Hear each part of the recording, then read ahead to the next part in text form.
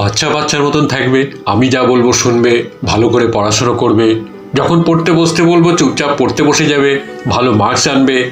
এইটুকু হলেই আপনি খুশি, তাই তো? নমস্কার, আদিশাই মোটিভেশন চ্যানেলের একটা নতুন ভিডিওতে আপনাদের সকলকে স্বাগত। আজকের বিষয় হলো এই একটু আগেই যেটা বললাম। চলুন শুরু করা যাক আজকের ভিডিও। জেনে রাখুন, আপনি ভুল রাস্তায় হাঁটছেন। আপনি যা চাইছেন ঠিক সেইগুলোই যদি আপনার বাচ্চা করে, তাহলে আপনি একটি মেরুদণ্ডহীন কেরানি তৈরি করছেন, এর বেশি কিছু না। কথাটা আপনার গায়ে লাগতে পারে, কিন্তু আপনারাই আপনার বাচ্চার আত্মবিশ্বাস ধ্বংস করে দিচ্ছেন। কিভাবে করছেন জানেন? তাহলে শুনতে থাকুন। একদম ছোট থেকেই শুরু করা যাক। ধরুন একটা বাচ্চা সবে হাঁটতে শিখছে, তো নতুন হাঁটতে শিখলে ধুপধাপ পড়বে, স্বাভাবিক, খুবই স্বাভাবিক। বাবা মা হিসেবে আপনার কি করা উচিত? আপনার উচিত একটা এমন জায়গায় বাচ্চাকে নিয়ে যাওয়া যেখানে পড়ে গেলেও বাচ্চার খুব একটা জোরালো বা গুরুতর আঘাত লাগবে না। যেমন ধরুন ঘাস আছে এমন মাঠ, বা মাঠ না থাকলে বাড়িরই কোনো একটা ফাঁকা জায়গা যেখানে কোনো ধারালো কোনো কিছু নেই, সেখানে ফোমের ম্যাট পেতে দিলেন। বাচ্চা এরকম জায়গায় নিজে থেকে হামাগুড়ি দেবে, তারপর একদিন হামাগুড়ি দিতে দিতেই সোজা হয়ে দাঁড়িয়ে পড়বে। তারপর ধরাম করে সামনে বা পেছনের দিকে উল্টে যাবে, আবার উঠবে, আবার পড়বে। এইরকম পড়তে পড়তেই একদিন এক পা দু পা করে এগিয়ে যাবে। চাইল্ড সাইকোলজি নিয়ে যদি একটু নাড়াঘাটা করেন, জানতে পারবেন যে এই কাজটাই যদি আপনার বাচ্চা নিজে নিজে করে, এর মধ্যে দিয়ে বাচ্চার মনে আত্মবিশ্বাস নামক বীজটা অঙ্কুরিত হয়। কিন্তু না, আজকের দিনের মডার্ন বাবা মা কি করে, বেবি ওয়াকার কিনে তাতে বাচ্চাকে চাপিয়ে দেয়। বাচ্চা পড়লো না ঠিকই, কিন্তু সাথে ওই প্রথম আত্মবিশ্বাস নামক বীজটাও মাটির অনেক নিচে চলে গেল। এই যে শুরু হলো বাবা মায়ের বাচ্চাকে প্রোটেক্ট করা, এটা চলতেই থাকলো। বাচ্চা 1 বছর হয়ে গেলে তাকে নিজেকে খেতে দেওয়া উচিত। নিজে খেলে হ্যান্ড আই ব্রেন কোঅর্ডিনেশন হয়। তার থেকেও বড় কথা, বাচ্চা নিজের পেট শরীর বুঝে খেতে শেখে। কিন্তু না, কিছু মা নিজের 4 বছরের বাচ্চাকেও নিজেদেরকে খেতে দিতে নারাজ। সেই মেখে চটকে ছেলের মুখে গুঁজে দেবে, বাচ্চা নিজের শরীরটাকেই বুঝতে শিখবে না।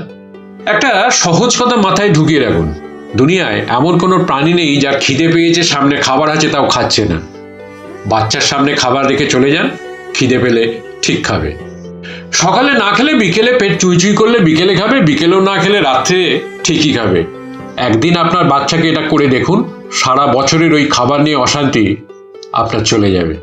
তারপর এটা করবি না, ওটা করবি না, সারাদিন ধরে বাচ্চার পেছনে tick tick tick tick tick tick চিৎকার, কোনো প্রয়োজন নেই।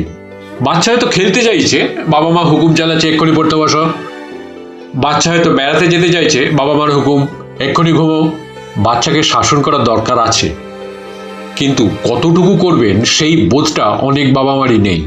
যখন শাসনের দরকার তখন চুপ করে বসে আছে, আর যখন শাসন করার কোনো প্রয়োজন নেই দিচ্ছে একদম চটাস করে ধরিয়ে। বাচ্চা পুরোপুরি কনফিউজ। বাচ্চার ভালো মন্দ জ্ঞান, উচিত অনুচিতের জ্ঞান কিন্তু আপনার শাসন করার ধরন থেকেই আসবে। যেমন ধরুন একদিন বাচ্চার পড়তে মন নাই হতে পারে, পড়তে বসলো না, দিলেন চটাস করে লাগিয়ে। এদিকে বাচ্চা স্কুল থেকে এসে নোংরা জামাকাপড় মেঝেতে ছুঁড়ে ফেলে রাখছে, কোনো শাসন নেই। বাচ্চা ভেবে নিচ্ছে নোংরা জামাকাপড় মেঝেতে ছুঁড়ে ফেলাটা এমন কোনো অপরাধ নয়। অনেক বাবা মাকেই দেখি প্রায় প্রতিদিন অল্প স্বল্প করে টুকটাক ধরেই যাচ্ছে। খুব ভুল পদ্ধতি। মাসে 29 দিন ভালো মুখে বোঝান, আর একদিন দোষ করলে আচ্ছা সে পালিশ করুন। রোজ মারলে বাচ্চা রেকলেস হয়ে যাবে, এরকম অনেক বাচ্চাকে হতে দেখেছি। মারুন কম, কিন্তু যেদিন মারবেন সেদিনের শাসনটা যেন অন্তত 3 মাস বাচ্চাটির মনে থাকে। আর প্লিজ, কোনটা ঠিক অভ্যেস আর কোনটা খারাপ অভ্যেস এটা আগে নিজেরা ভালো করে বুঝুন। আপনি অফিস থেকে ফিরে নোংরা জামাকাপড় মেঝেতে ছুঁড়ে ফেলে রাখলে আপনার বাচ্চাও সেটাই করবে। এখন আবার একটা মারাত্মক ট্রেন্ড দেখছি, বাচ্চার হোমওয়ার্ক কি আছে, এক্সামের সিলেবাস কি আছে, বাচ্চার হুঁশ নেই, এদিকে মায়ের সব মুখস্থ।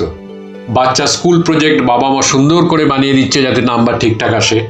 জেনে রাখুন, লাইফের সব থেকে বড় ভুল করছেন।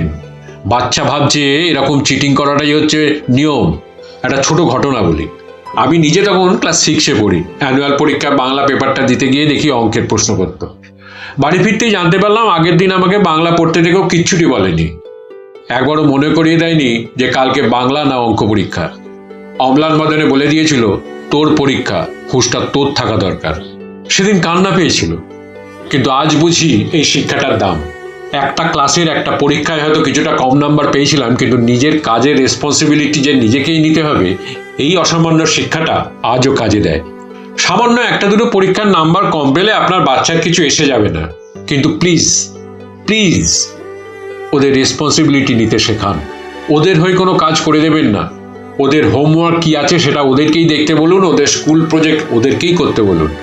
রেসপন্সিবিলিটি নিতে না শেখাটা আজকের দিনে প্রায় মহামারীর মতন হয়ে গেছে। আপনার বাচ্চাকে রেসপন্সিবিলিটি নিতে না শেখালে, বা এর থেকেও বলা ভালো যে রেসপন্সিবিলিটি নিতে না দিলে, এরা কোনোদিনই রেসপন্সিবল হবে না। মিলিয়ে নেবেন, বুড়ো বাপ মায়ের রেসপন্সিবিলিটিও এরা নেবে না। তখন আর কাউকে দোষ দেবেন না, নিজেকেই দোষ দেবেন। আসলে শিক্ষা জিনিসটাকেই আমরা বড্ড সংকীর্ণভাবে নিয়ে নিয়েছি। শুধু কয়েকটা সাবজেক্ট পড়ে পরীক্ষায় ভালো নম্বর পাওয়াটাকেই শিক্ষা বলে ধরে নিয়েছি। অথচ আত্মবিশ্বাস, দায়িত্ব নিতে ভয় না পাওয়া, অসহায়কে যতটা পারা যায় সাহায্য করা, এগুলোও কিন্তু শিক্ষার অঙ্গ। শুধু বই পড়ার শিক্ষা হাত পা মুন্ডুবিহীন স্কন্দ কাটার মতন। আসল রূপটা যেদিন উপলব্ধি করবেন বা চোখের সামনে দেখবেন, সত্যি ভয় পেয়ে যাবেন, কিন্তু সেদিন আর কিছু করার থাকবে না। বাচ্চাবেলায় ভালো ফুটবল খেলতাম বলে পাড়ার ফুটবল টিমের ক্যাপ্টেন করে দিয়েছিল আমাকে। নেতৃত্বের স্বাদ যে কি জিনিস সেই প্রথম বুঝেছিলাম। 11 জন সমবয়সী ছেলে আমার কথা মেনে চলছে। খুব ছোট বয়সেই বুঝে গিয়েছিলাম কোনো জিনিসের দক্ষতা অর্জন করতে পারলে সম্মান পাওয়া যায়। মজার ব্যাপারটা দেখুন, এই জিনিস আপনি 1000 বার আপনার বাচ্চাকে মুখে বলবেন, বাচ্চা বুঝবে না। মাঠে খেলতে পাঠান, খুব সহজেই বুঝে যাবে। খেলা মানে কিন্তু সময় নষ্ট না। এটা আজকের দিনের বাবা মাকে বলে বলেও বোঝাতে পারবেন না। মাথায় গেঁথে নিন, খেলতে গিয়েই বাচ্চা অনেক কিছু শেখে। খেলতে গিয়ে ডিসিপ্লিন শেখে, অন্যকে বল পাস দিতে শেখে, অন্যে গোল দিলে সেই আনন্দে লাফাতে শেখে, নেতৃত্ব দিতে শেখে। এগুলো যদি শিক্ষা না হয় তাহলে কোনটা আসল শিক্ষা? আজ থেকে 20 বছর পরে আপনার বাচ্চা যখন জীবন সংগ্রামে বেরোবে, এগুলোই কিন্তু কাজে আসবে। ক্লাস 6-এ ইতিহাসে কত নাম্বার পেয়েছিল, কারো কোনো কাজে আসবে না।